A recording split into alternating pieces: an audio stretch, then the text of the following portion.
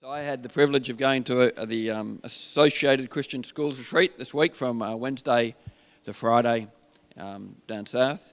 And there were a few things said that while most of them were practical things, because it was a retreat for schools, it wasn't a church leaders retreat, it was for schools. I was actually impacted myself by some of these practical things, and I thought I'd just share a couple of them with you because they might change the way you think.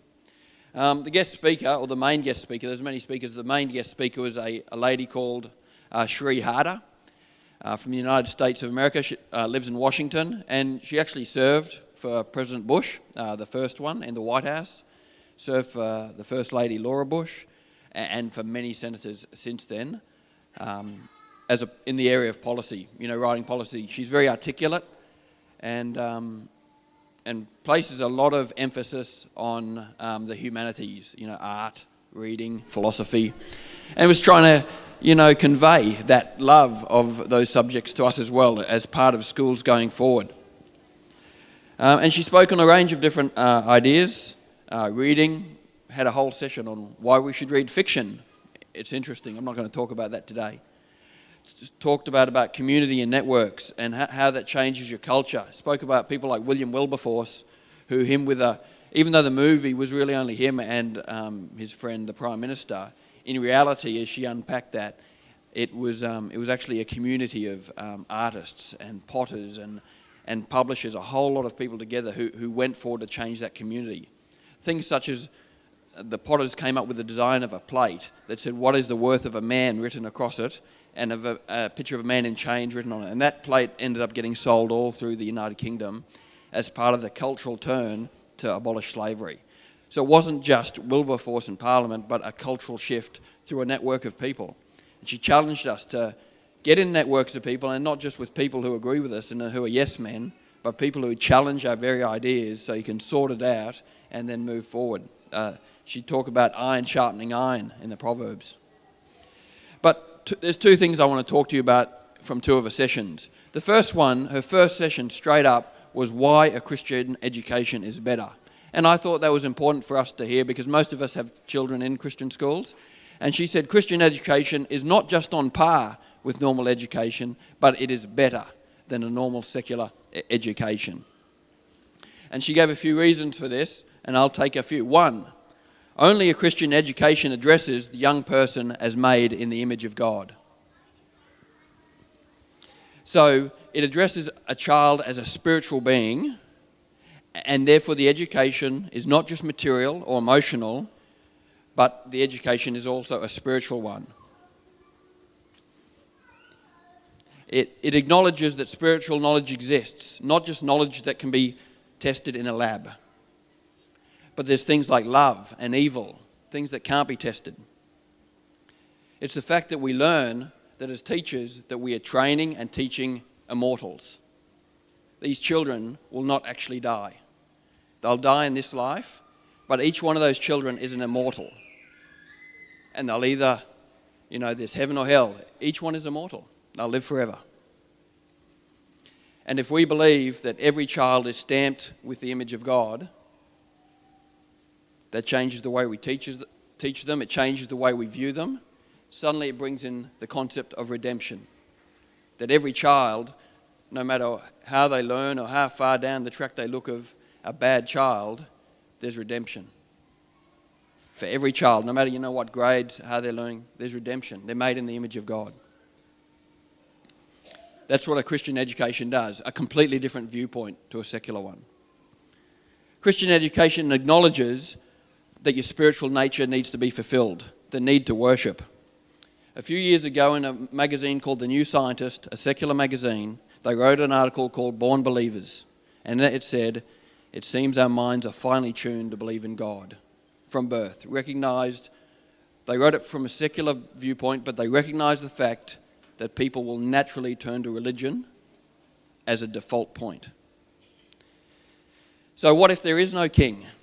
As in our culture today, a lot of people don't believe there is a king, and you can see it. People turn to athletes, to celebrities, to sports stars to fill that void of worship, and that's evident to all of us. We see that.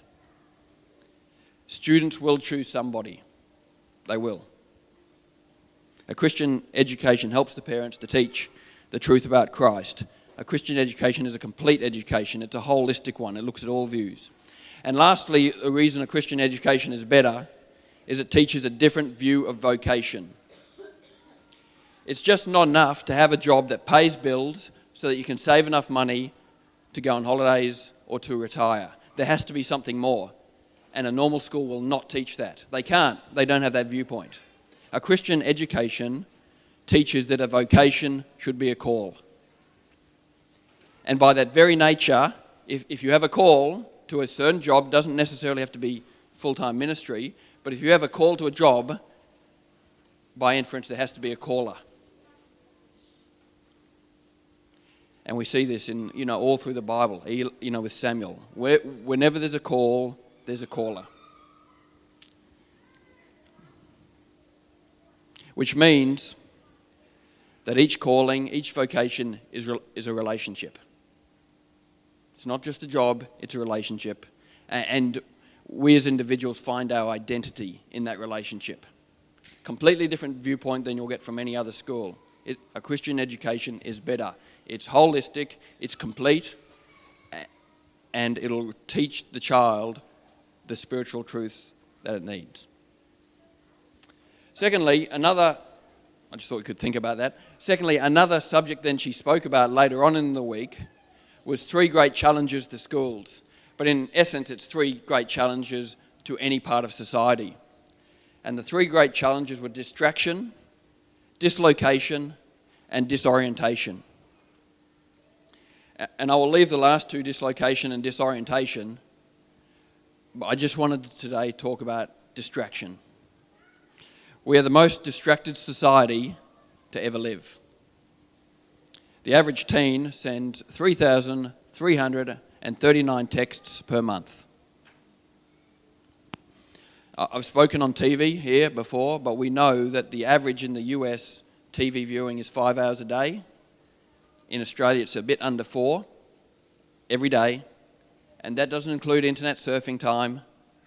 The average reading time for a teenager in our current life right now is 7 minutes a day, and that is, when interviewed, most of them confess that they are doing social media at the same time. So they'd have a phone checking their Facebook at the same time as theoretically reading. Only about 40 minutes a day is spent in face-to-face friendship right now.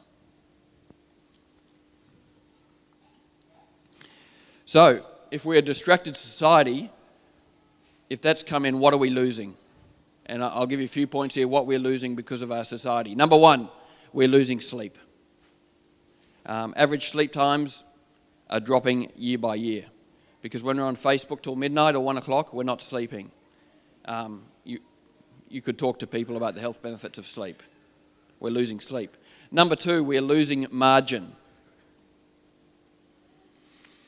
Margin is when you leave little bits in your life so that you're not always running, not everything is back to, end on end on end. If you leave margin in your life, that's health enhancing. More importantly, if you leave margin, it permits service to others. She told us of a university in America who did a test. They called it the Good Samaritan test, where they just put an actor out in the middle of the walkway who needed help. And when the people walked by who didn't help, they just caught them on the other side. Said, "Why couldn't you help this person?" They said, "Oh, we're running late." The main reason they gave for not helping someone was they were running late. A distracted world takes away our margin. And when we have margin, it enhances our availability to serve God. We talk often about discipline. For me, discipline is creating some space in your life which allows God to act. To me, discipline is preventing your life to be so filled that you have no time for anything else. And we need to be a people who get back to discipline. Make room for God. Because if we don't make room for God, it'll be like that Good Samaritan. We won't have time to help him because we have no time.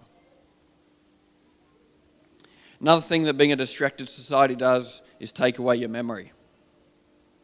Attention is the key to forming strong memories.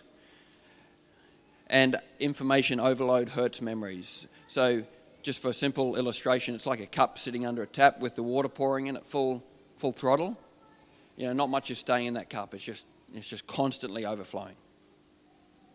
Vocabulary. We're losing our vocabulary. They say that you can't do philosophy by smoke signal.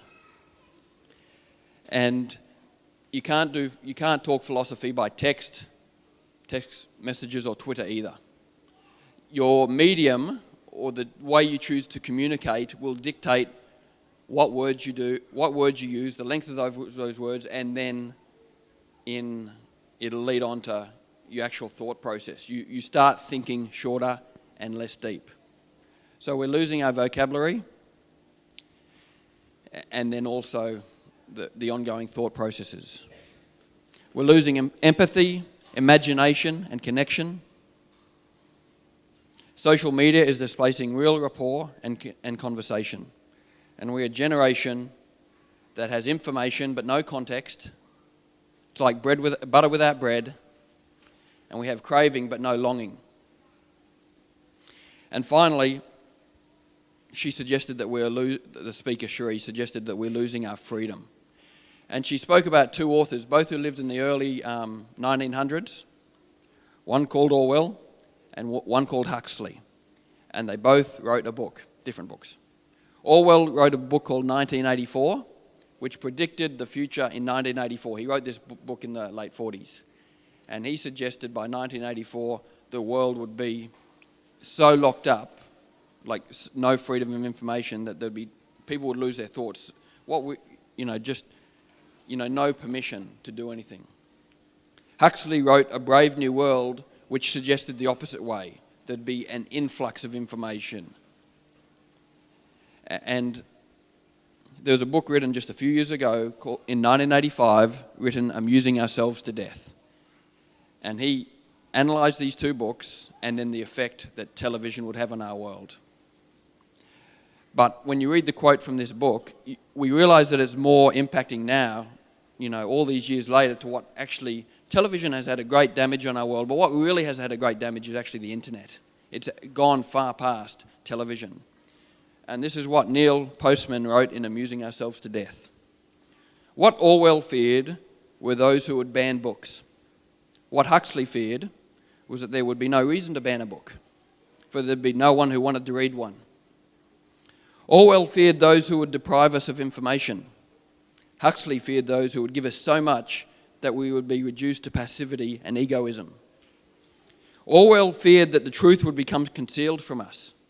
Huxley feared the truth would be drowned in a sea of irrelevance. Orwell feared that we would become a captive culture. Huxley feared we would become a trivial culture. Orwell feared that what we hate will ruin us. Huxley feared that what we love will ruin us. And when I heard her talk about that, I realised a lot of us, that does apply to a lot of us. And I remembered last year, or earlier this year, Dad's sermons on the Sabbath rest. And I realised that we were people who trivialised that day of rest that God had instituted for us. The discipline to create space, the need to read, the need to read the Bible spiritually, like properly, where you mull over it and digest.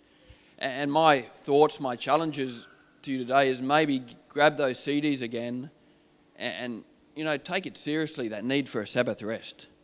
For me personally, I'd gone a little bit that way with electronics, but now I've decided that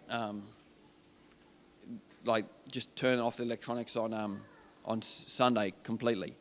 And I'll need my phone because I don't have a home phone, but other than that, you can get an app that just blacklists it all. You can't get in. And it'll be everything gone, Facebook, podcasts, everything on a Sunday, and start creating the room for God so we become available.